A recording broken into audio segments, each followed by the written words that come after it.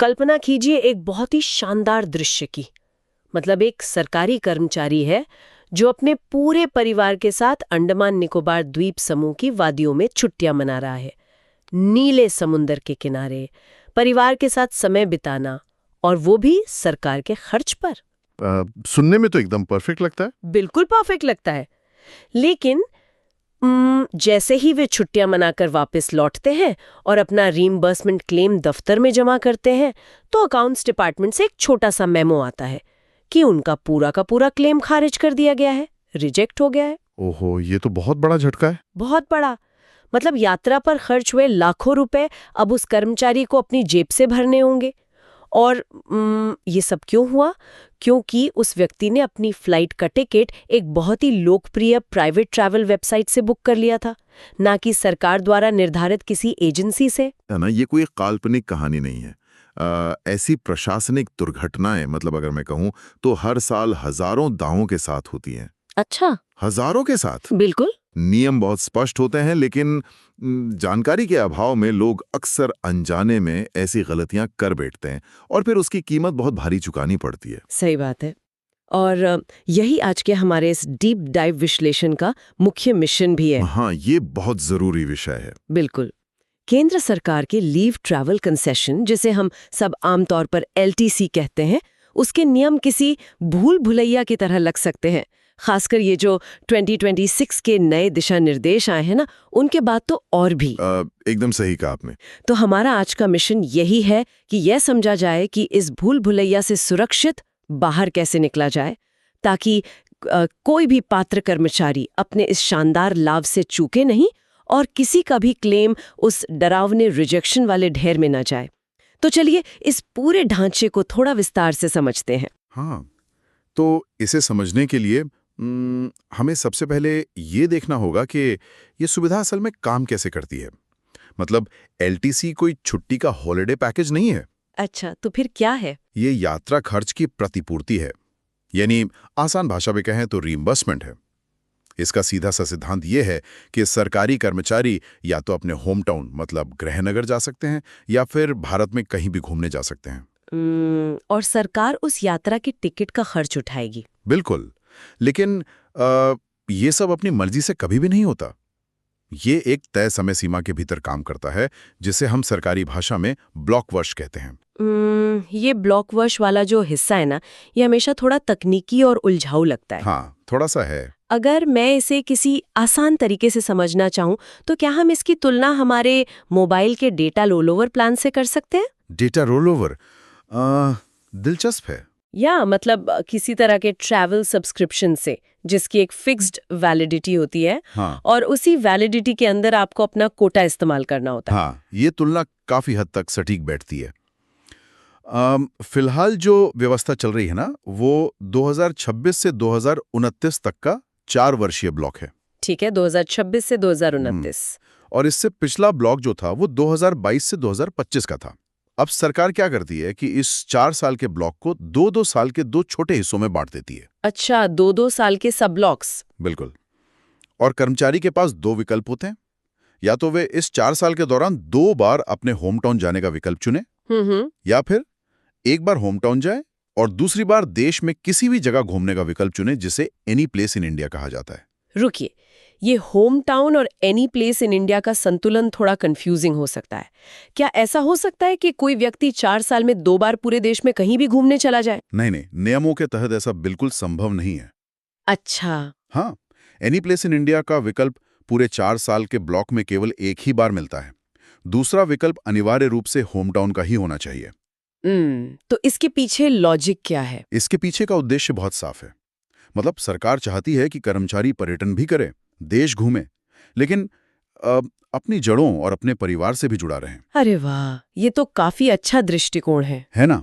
और देखिए, बात जब परिवार की आती है तो ये जानना भी उतना ही अहम है कि इन यात्राओं का लाभ किन कर्मचारियों को मिलता है। हाँ, पात्रता क्या है? तो इसमें केंद्र सरकार के नियमित सिविलियन कर्मचारी आते हैं, डिफेंस के सिविलियन कर्मचारी आते हैं, और जो लोग डेप्यूटेशन पर हैं वे इसके हकदार हैं। और कौन लोग इसमें शामिल नहीं हैं? जो कैजुअल वर्कर हैं या दैनिक वेतनभोगी हैं या फिर सशस्त्र बलों के जवान हैं, उनके लिए ये विशिष्ट नियम लागू नहीं होता। उनके अपने अलग नियम हैं। ठीक है, समझ गई। अब यहाँ एक बहुत ही दिलचस्प मोड़ आता है। जब कोई कर्मचारी ये सोचता है कि वो अपने परिवार के साथ यात्रा करेगा, तो आम जीवन में परिवार का मतलब बहुत बड़ा हो सकता है। हाँ, चाचा, ताऊ, भतीजे सब आ जाते हैं। बिल्कुल, लेकिन मुझे लगता है प्रशासनिक कागजों पर यह परिभाषा बहुत कसी हुई है। बहुत कसी हुई है। इसमें सिर्फ जीवन साथी, आश्रित माता पिता और आश्रित अविवाहित भाई बहन शामिल होते हैं। लेकिन बच्चों के मामले में एक नियम है जो अक्सर लोगों को थोड़ा चौंका देता है। वो 2 बच्चे वाला नियम? बिल्कुल, अधिकतम 2 जीवित बच्चों के लिए ही एलटीसी की अनुमति है। अब देखिए, व्यावहारिक जीवन में एक स्थिति की कल्पना करते हैं। मान लीजिए किसी कर्मचारी का पहले से एक बच्चा है, ठीक है, और दूसरी बार में उन्हें जुड़वा बच्चे हो जाते हैं, तो तकनीकी रूप से तो अब 3 बच्चे हो गए ना? हाँ, तकनीकी रूप से 3 हो गए। तो क्या ऐसे में सरकार तीसरे बच्चे का क्लेम रोक लेगी? मतलब क्या छुट्टियां मनाने जाते वक्त एक बच्चे को घर छोड़कर जाना होगा? नहीं, इस बिंदु पर आकर नियम केवल शुष्क कानून नहीं रह जाते, मतलब उनमें एक मानवीय पहलू भी जुड़ जाता है। अच्छा, तो इसमें कोई छूट है? हाँ, ये सच है कि 2 बच्चों का नियम देश के जनसंख्या नियंत्रण लक्ष्यों को ध्यान में रखकर बनाया गया है, लेकिन नीतियां बनाने वाले ये भी समझते हैं कि जुड़वा बच्चे होना एक प्राकृतिक अपवाद है। बिल्कुल, उस पर तो किसी का नियंत्रण नहीं है। सही कहा। इसीलिए नियमों में एकदम स्पष्ट किया गया है कि यदि पहले बच्चे के बाद जुड़वा या मल्टीपल बर्थ होती है तो उन सभी बच्चों को एलटीसी के लिए आश्रित माना जाएगा। अरे वाह, ये वाकई हैरान करने वाली बारीकी है। मतलब नियमों में इस तरह की लोचशीलता या मानवीय दृष्टिकोण देखना आम बात नहीं है। हाँ, ये एक ऐसा संतुलन है जहां राष्ट्रीय लक्ष्य भी पूरे होते हैं और मानवीय संवेदनाओं का भी ध्यान रखा जाता है। बहुत खूब। खैर, अब तक हमने जो ब्लॉक वर्ष की बात की, वो तो उन कर्मचारियों के लिए है जो पहले से इस सरकारी व्यवस्था का हिस्सा है। जी। लेकिन जो लोग अभी अभी नौकरी में आए हैं, मतलब जो नए कर्मचारी हैं, क्या उनके लिए भी यही नियम है? क्योंकि मैंने सुना है कि उनके लिए नियम बिल्कुल अलग दिशा में जाते हैं। अरे, नए कर्मचारियों के लिए तो ऐसा लगता है जैसे सरकार ने खजाना ही खोल दिया हो। अच्छा, ऐसा क्या है? नए कर्मचारियों या जिन्हें हम फ्रेश रिक्रूट्स कहते हैं, उनके लिए जो प्रावधान हैं वे किसी जैकपॉट से कम नहीं है। जैकपॉट? वो कैसे? जब कोई व्यक्ति नई सरकारी नौकरी ज्वाइन करता है ना, तो उसे सेवा के शुरुआती 8 सालों तक, मतलब पहले 2 ब्लॉकों तक हर साल यात्रा करने की छूट मिलती है। हर साल? हाँ, एक 4 साल के ब्लॉक में उन्हें 3 बार होम टाउन और 1 बार एनी प्लेस इन इंडिया का विकल्प दिया जाता है। ओहो, ये तो बहुत ही बड़ा फायदा है। मतलब अगर किसी युवा ने हाल ही में, मान लेते हैं 2025 या 2026 में नौकरी शुरू की है, तो उसे पूरे देश घूमने या घर जाने के लिए 4 साल का लंबा इंतजार नहीं करना पड़ेगा। बिल्कुल नहीं, वो हर साल एलटीसी ले सकते हैं। लेकिन यहाँ एक सवाल उठता है कि सरकार नए कर्मचारियों पर इतनी मेहरबान क्यों है? हर साल यात्रा का खर्च उठाना तो सरकारी खजाने पर बड़ा बोझ डालता होगा ना? देखिए, इसके पीछे का कारण विशुद्ध रूप से मनोवैज्ञानिक और भावनात्मक है। मनोवैज्ञानिक? वो कैसे? होता क्या है कि जब कोई युवा पहली बार नौकरी ज्वाइन करता है तो बहुत संभव है कि उसकी पोस्टिंग उसके घर से हजारों किलोमीटर दूर हो गई हो। हाँ, ऐसा तो अक्सर होता है सरकारी नौकरियों में। बिल्कुल। मान दीजिए कोई दिल्ली का रहने वाला युवा है और वो अचानक चेन्नई में पोस्टेड हो जाए। वो अपने परिवार, अपने दोस्तों और अपनी पूरी दुनिया से एकदम कट जाता है। शुरुआत में होम सिकनेस होना बहुत आम बात है। बस यही बात है, सरकार ये विशेष लाभ इसलिए देती है ताकि वो युवा कर्मचारी आसानी से हर साल अपने घर जा सके, उसे अकेलापन महसूस ना हो और उसका मानसिक संतुलन बना रहे। ये तो बहुत ही तार्किक और अच्छा नजरिया है। कर्मचारी को एक भावनात्मक सुरक्षा देने का बेहतरीन तरीका है। हाँ, बिल्कुल। तो चलिए, सरकार नए लोगों को घर जाने की सहूलियत दे रही है, लेकिन पुरानी कर्मचारियों का क्या, जो काम के भारी बोझ के कारण अपने ब्लॉक में यात्रा ही नहीं कर पाए? आपका मतलब है जिनका कोटा बच गया है? हाँ, मान लीजिए किसी का 2022 से 2025 का ब्लॉक खत्म हो गया और वे काम में इतने व्यस्त थे कि कहीं जा ही नहीं सके, तो क्या उनका वो अवसर हमेशा के लिए खत्म हो गया, लैप्स हो गया? नहीं, यहीं पर ग्रेस पीरियड का नियम एक बहुत बड़ी राहत बनकर आता है। Grace period? हाँ, अगर किसी कारण से पिछला ब्लॉक, यानी मान लेते हैं 2022 से 2025 वाला एलटीसी इस्तेमाल नहीं हो पाया है, तो वो तुरंत लैप्स नहीं होता है। अच्छा, तो उसे कैरी फॉरवर्ड कर सकते हैं? बिल्कुल, उसे अगले ब्लॉक के पहले साल तक कैरी फॉरवर्ड किया जा सकता है। इसका मतलब यह है कि 31 दिसंबर 2026 तक उस बचे हुए एलटीसी का इस्तेमाल आराम से किया जा सकता है। अरे वाह, ये जानकारी तो उन सभी के लिए एक बहुत बड़ा एक्शन पॉइंट है जो सोच रहे थे कि मौका हाथ से निकल गया। हाँ, उनके पास अभी भी समय है। तो मेरा सुझाव यही होगा कि अगर किसी का पुराना कोटा बचा है तो उन्हें तुरंत 31 दिसंबर 2026 से पहले अपनी यात्रा की रूपरेखा तैयार कर लेनी चाहिए। बिल्कुल कर लेनी चाहिए। अब यहाँ से चीजें और भी रोचक होने वाली हैं। योजना बन गई कि कब जाना है और किसके साथ जाना है, लेकिन यात्रा कैसे करनी है? क्या हर कर्मचारी अपनी मर्जी से फ्लाइट बुक कर सकता है या सबको ट्रेन की ही बर्थ तलाशनी होगी? ये एक बहुत ही व्यावहारिक सवाल है। यात्रा का माध्यम पूरी तरह से इस बात पर निर्भर करता है कि कर्मचारी का पे लेवल यानी वेतन स्तर क्या है। ठीक है, तो पे लेवल के हिसाब से क्या नियम है? 7वें वेतन आयोग के ढांचे के अनुसार जो लेवल 12 और उससे ऊपर के अधिकारी हैं वो सीधे तौर पर हवाई यात्रा के पात्र हैं। और उससे नीचे वाले? जो लोग लेवल 6 से 11 के बीच आते हैं उन्हें केवल कुछ विशिष्ट मामलों में इकोनॉमी क्लास से हवाई यात्रा की अनुमति मिलती है, और जो कर्मचारी लेवल 6 से नीचे हैं उनके लिए मूल नियम ट्रेन यात्रा का ही है। ट्रेन यात्रा के नाम पर कई लोग शायद निराश हो जाएं, लेकिन देखिए आज के समय में भारत में ट्रेनों का स्तर भी तो बदल गया है ना? हाँ, बहुत बदलाव आया। मतलब नियम ये भी कहते हैं कि कर्मचारी राजधानी, शताब्दी, दुरंतों के साथ साथ अब वंदे भारत और तेजस एक्सप्रेस जैसी प्रीमियम और हाई स्पीड ट्रेनों में भी अपने पे लेवल के अनुसार यात्रा कर सकते हैं। बिल्कुल कर सकते हैं, लेकिन असली जादू तो 2026 के नए दिशा निर्देशों में छुपा है। जादू? कैसा जादू? वहां एक ऐसा क्लॉज है जो निचले पे लेवल वाले कर्मचारियों के लिए किसी बिजनेस क्लास फ्री अपग्रेड मिलने से कम नहीं है। अरे, बिजनेस क्लास फ्री अपग्रेड, ये तो बहुत बड़ा दावा कर रहे हैं आप। मैं इसके बारे में जरूर जानना चाहूंगी। वो क्लॉज वाकई इस पूरी नीति का सबसे आकर्षक हिस्सा है। सरकार ने एक विशेष छूट की घोषणा की है जिसे अब 25 सितंबर 2026 तक के लिए बढ़ा दिया गया है। इस छूट के तहत अगर कोई कर्मचारी उत्तर पूर्वी क्षेत्र यानी नॉर्थ ईस्ट, जम्मू कश्मीर, लद्दाख या अंडमान निकोबार द्वीप समूह की यात्रा करता है, हाँ, तो उसे सीधे हवाई यात्रा करने की अनुमति दी जाती है, फिर चाहे उसका पे लेवल कुछ भी हो। जरा रुकिए, इस बात की गहराई को समझते हैं।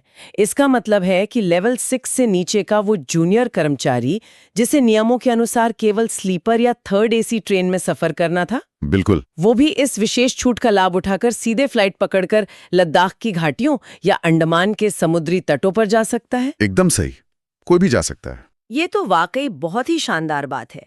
ये उन लोगों के लिए एक बहुत बड़ा मौका है जो शायद पहली बार हवाई यात्रा का अनुभव करना चाहते हैं। हाँ, और अगर हम इसे बड़े परिप्रेक्ष्य में देखें तो इसके पीछे का अर्थशास्त्र और राजनीति दोनों समझना बहुत दिलचस्प है। मतलब? सरकार इतना महंगा खर्च क्यों उठा रही है? यही तो बात है।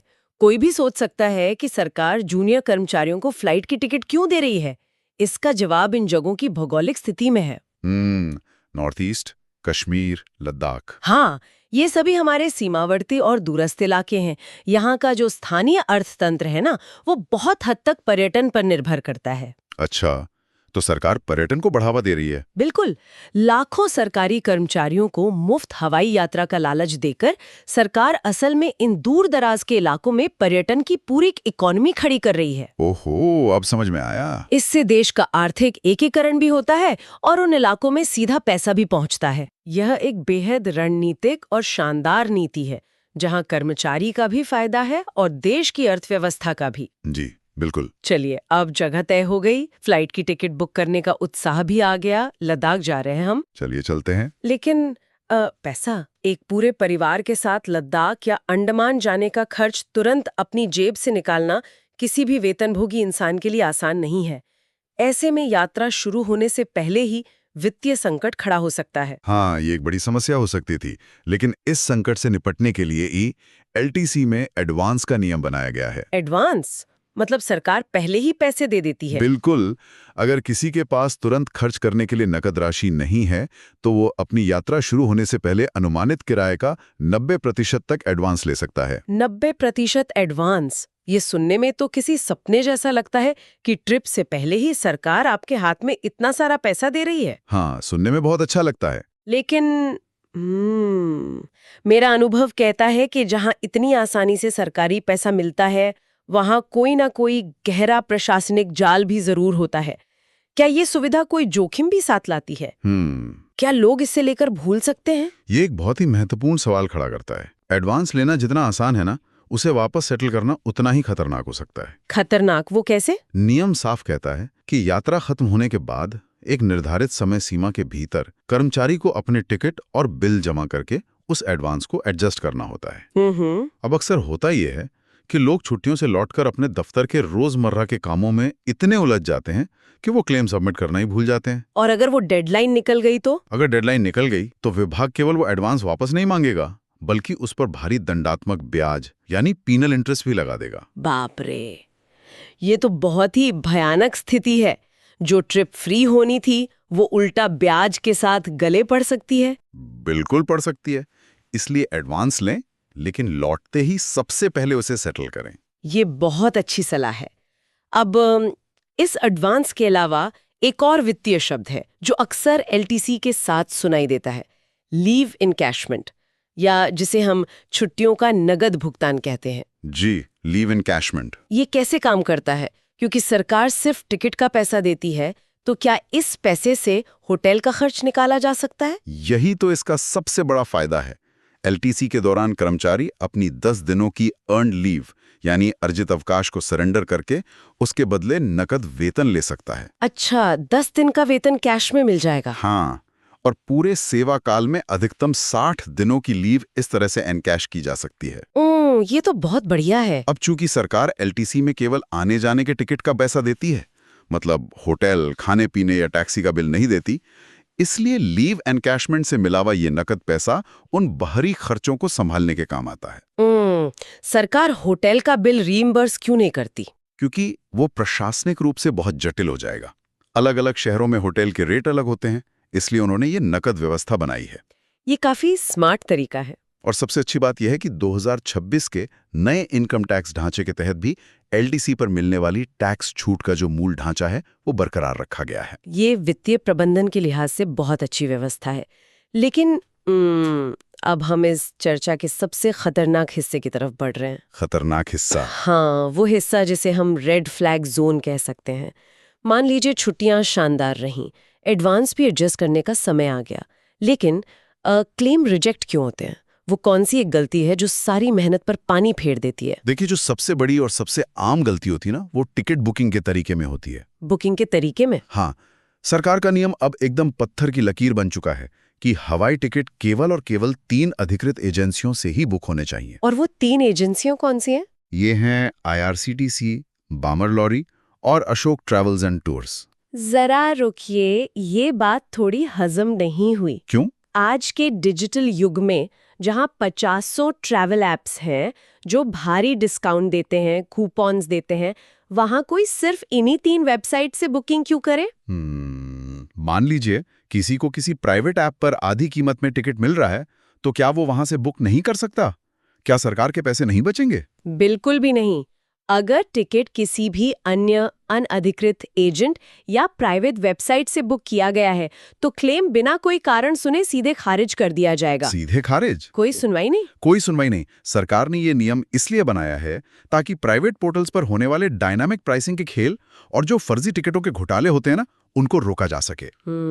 अच्छा। इन 3 अधिकृत एजेंसियों के साथ सरकार का सीधा हिसाब होता है और सिस्टम बहुत पारदर्शी रहता है। ये बहुत ही सख्त नियम है, लेकिन इसका तर्क समझ में आता है। इसके अलावा एक और चीज है जो अक्सर लोगों के गले की हड्डी बन जाती है, बोर्डिंग पास। ओह, बोर्डिंग पास। हाँ, अमूमन लोग क्या करते हैं कि यात्रा खत्म होने के बाद बोर्डिंग पास को एक बेकार कागज का टुकड़ा समझकर एयरपोर्ट के डस्टबिन में फेंक देते हैं। और यही सबसे बड़ी दूसरी गलती है। एलटीसी में टिकट केवल ये साबित करता है कि पैसा खर्च हुआ था, लेकिन बोर्डिंग पास ये साबित करता है कि इंसान ने वास्तव में उस फ्लाइट में बैठकर यात्रा की थी। अरे हाँ, ये तो मैंने सोचा ही नहीं। इसके बिना क्लेम पास होना लगभग नामुमकिन है। इसके अलावा कुछ और सामान्य गलतियां भी हैं। जैसे कि गलत क्लास में सफर करना, टिकट में कोई छेड़छाड़ करना, मतलब ऑल्टर टिकट देना, या फिर बिना पूर्व मंजूरी के बीच रास्ते में अपनी यात्रा तोड़ना, जिसे हम ब्रेक जर्नी कहते हैं। और प्राइवेट टैक्सी वाला मामला? हाँ, बिना अप्रूवल के प्राइवेट टैक्सी का इस्तेमाल करना, ये सभी वो रेड फ्लैग्स हैं जो क्लेम रिजेक्ट करवा देते हैं। बाप रे। अब एक और बात, 2025-26 के नए अपडेट्स में एक चीज का बहुत जिक्र है, डिजिटल क्लेम प्रोसेसिंग। जी। क्या इसका मतलब ये है कि अब चीजों में ढील मिलने की जो थोड़ी बहुत गुंजाइश थी वो भी पूरी तरह खत्म हो गई है? डिजिटल क्लेम प्रोसेसिंग का सीधा सा मतलब है सिस्टम का ऑटोमेटेड हो जाना। पहले के समय में जब मैनुअल फाइलें चलती थीं, तो शायद क्लर्क के स्तर पे कोई छोटी मोटी मानवीय भूल को नजरअंदाज कर दिया जाता था। हाँ, लोग जाकर निवेदन कर लेते थे। बिल्कुल, लेकिन अब कोई मानवीय सहानुभूति नहीं बची है। अगर डिजिटल सिस्टम ने देखा कि टिकट बमर लॉरी की बजाय किसी प्राइवेट वेबसाइट का है, तो कंप्यूटर तुरंत उस क्लेम को ऑटो रिजेक्ट कर देगा। मतलब मशीन को कोई फर्क नहीं पड़ता कि आप कितनी बड़ी परेशानी में हैं। बिल्कुल नहीं। नियम अब पूरी तरह से मशीनी और बहुत सख्त हो गए हैं। तो इसका सीधा सा संदेश यही है कि सतर्कता ही बचाव है। एकदम सही। इस पूरी चर्चा से जो ठोस बातें निकल कर आती हैं, मतलब जो एक्शनेबल स्टेप्स हैं, उन्हें एक बार समेट लेते हैं ताकि कोई भी कर्मचारी इन लाभों से वंचित न रहे। हाँ, समरी बहुत जरूरी है। पहला नियम, अपना ब्लॉक वर्ष जाने, और अगर 2022-25 का कोई एलटीसी बचा है तो हर हाल में 31 दिसंबर 2026 से पहले उसे इस्तेमाल कर लें। जी। दूसरा नियम, जूनियर कर्मचारी या जो फ्रेश रिक्रूट्स हैं वे अपने विशेष लाभों का फायदा उठाएं, खासतौर पर लद्दाख और अंडमान जैसी हवाई यात्रा की छूट का, जो सिर्फ 25 सितंबर 2026 तक ही वैलिड है। बहुत महत्वपूर्ण पॉइंट है ये। और सबसे अहम बात, टिकट सिर्फ 3 अधिकृत एजेंसीज से बुक करें और अपने बोर्डिंग पास को तिजोरी में रखे कागजातों की तरह जान से ज्यादा संभाल कर रखें। बिल्कुल। अगर इन बुनियादी बातों का ध्यान रखा जाए ना, तो एलटीसी किसी भी प्रशासनिक झमेले के बिना एक बहुत ही बेहतरीन और सुकून भरा अनुभव बन सकता है। सच कहूं तो इस पूरी चर्चा ने उस कोहरे को काफी हद तक छांट दिया है जिसके बारे में हमने शुरुआत में बात की थी। अब ये नियमों की भूल भुलैया उतनी डरावनी नहीं लगती। नक्शा अब काफी स्पष्ट है, लेकिन इस चर्चा को खत्म करने से पहले डिजिटल प्रोसेसिंग को लेकर मेरे दिमाग में एक बहुत ही गहरा विचार आ रहा है जिस पर गौर किया जाना चाहिए। अच्छा, वो क्या है? जिस तेजी से 2025-26 में दावों की ये डिजिटल प्रोसेसिंग बढ़ रही है, क्या हम भविष्य के एक ऐसे एलटीसी सिस्टम की कल्पना कर सकते हैं जहां बिल सबमिट करने की ये पूरी प्रथा ही खत्म हो जाए? बिना बिल के रीइंबर्समेंट? ये कैसे संभव होगा? देखिए, तकनीक जिस दिशा में जा रही है उसमें ये बहुत जल्द संभव हो सकता है। अच्छा? हाँ, कल्पना कीजिए कि एक सरकारी कर्मचारी एयरपोर्ट पर जाता है और चेक इन के समय सिर्फ अपना सरकारी आईडी कार्ड स्कैन करता है। सिस्टम खुद ब खुद उस आईडी को सरकारी डेटाबेस से लिंक करेगा, उनका पे लेवल चेक करेगा, और जैसे ही यात्रा पूरी होगी, बिना कोई कागज जमा किए, बिना कोई बोर्डिंग पास दिखाए, क्लेम अपने आप सिस्टम में वेरीफाई होकर अप्रूव हो जाएगा। अरे वाह! कोई बिल नहीं, कोई फाइल नहीं। कोई बिल नहीं, कोई फाइल नहीं, और सबसे बड़ी बात, कोई रिजेक्शन नहीं। सरकार का जो तकनीकी विकास है ना, वो इसी दिशा में इशारा कर रहा है। क्या बात है! एक ऐसा सिस्टम जहां वो डरावना रिजेक्शन मेमो इतिहास की बात बन जाए, ये वाकई एक बहुत ही शानदार और कहूं तो बहुत सुकून देने वाला विचार है। बिल्कुल। शायद भविष्य में नियम किसी भूल भुलैया की तरह नहीं, बल्कि एक सीधे डिजिटल हाईवे की तरह काम करेंगे। जी, उम्मीद तो यही है। इसी दिलचस्प विचार के साथ श्रोताओं को सोचने के लिए आमंत्रित करते हुए हम आज के इस डीप डाइव विश्लेषण को यहीं समाप्त करते हैं। यात्रा की योजना बनाते रहिए, सफर का आनंद लीजिए, और सबसे जरूरी बात, नियमों के उस बारीक प्रिंट को पढ़ना कभी ना भूलें।